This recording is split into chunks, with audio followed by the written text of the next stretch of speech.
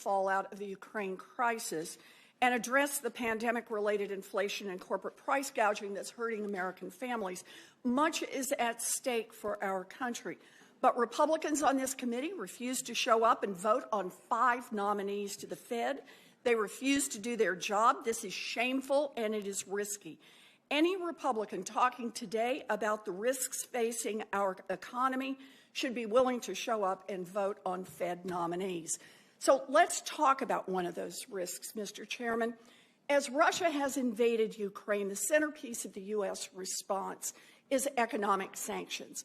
The U.S. and its allies have rolled out some of the strongest economic sanctions in history, severely restricting Russia's access to the global financial system by sanctioning the biggest banks and companies, by kicking Russian banks out of SWIFT, the international payments messaging system, and by freezing the Russian central bank's foreign reserves.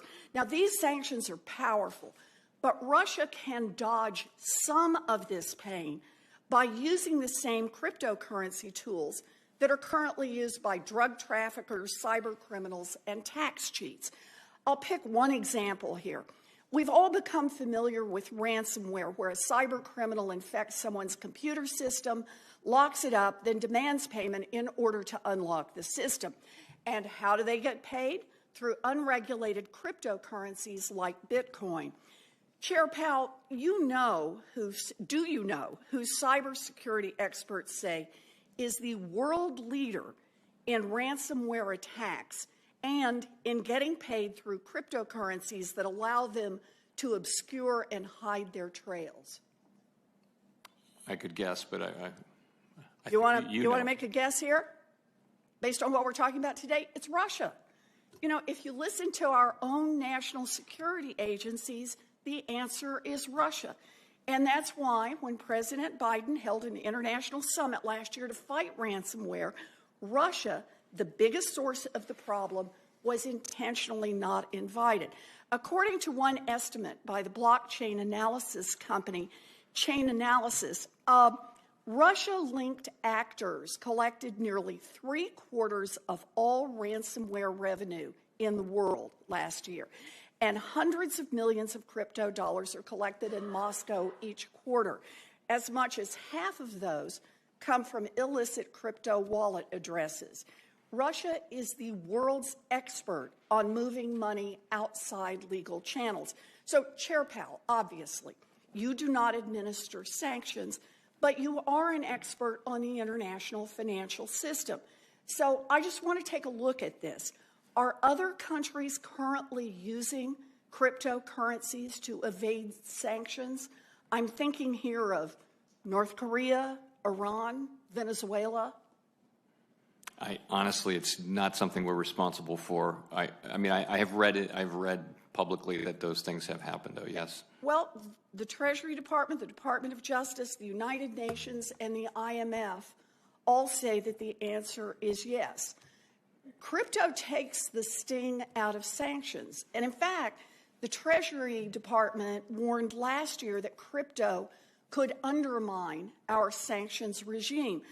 Theoretically, the crypto industry is supposed to enforce sanctions as well.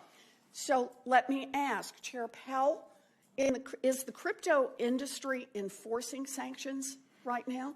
So what I've read, again, this is really for the Treasury Department, but I've read the same things you have and that you had in your letter, which is some reluctance expressed on the part of the crypto industry to do that. All right.